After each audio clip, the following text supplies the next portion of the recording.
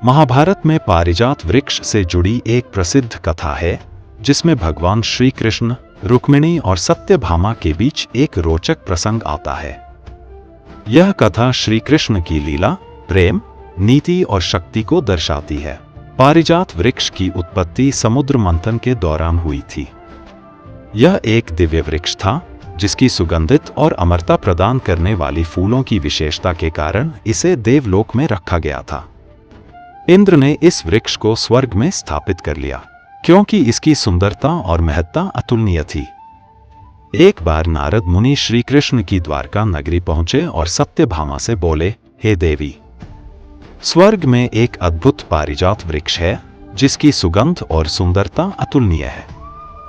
देवी लक्ष्मी भी इसकी प्रशंसा करती है।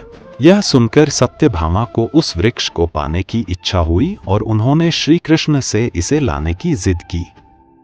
श्री कृष्ण सत्यभामा को लेकर स्वर्गलोक पहुंचे और इंद्र से पारिजात वृक्ष मांगा।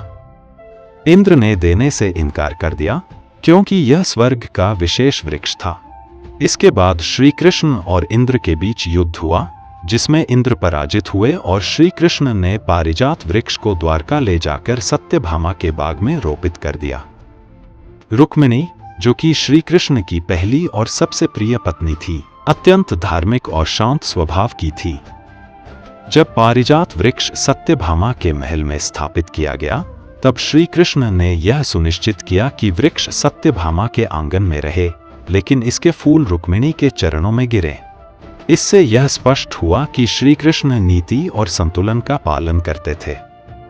अहंकार का पतन निश्चित है। सत्यभामा को यह विश्वास था कि वे ही श्री कृष्ण की सबसे प्रिय हैं, लेकिन इस घटना ने दिखाया कि भक्ति और प्रेम में अभिमान नहीं होना चाहिए। धर्म और नीति का संतुलन। श्री कृष्ण ने यह सुनिश्चित किया कि कोई भी अन्याय या असंतुलन न हो, इसलिए उन्होंने रुक्मिणी और सत्यभामा दोनों को संतुष्ट किया। स्वर्ग के सुख भी अनित्य हैं। पारिजात वृक्ष, जो स्वर्ग का प्रतीक था, अंततः पृथ्वी पर आ गया, जिससे यह स्पष्ट होता है कि कोई भी सांसारिक वस्तु स्थायी नहीं होती। पारिजात वृक्ष की यह कथा प्रेम, त्याग, नीति और ईश्वर की अद्भुत लीलाओं को दर्शाती है। यह हमें बताती है कि प्रेम केवल भौतिक वस्तुओं से नहीं, बल्कि निस्वार्थ भावना और समर्पण से ही प्राप्त होता है। शिव पुराण और अन्य ग्रंथों में उल्लेख है कि एक बार माता पार्वती ने भगवान शिव से पारिजात पुष्प लाने की इच्छा व्यक्त की।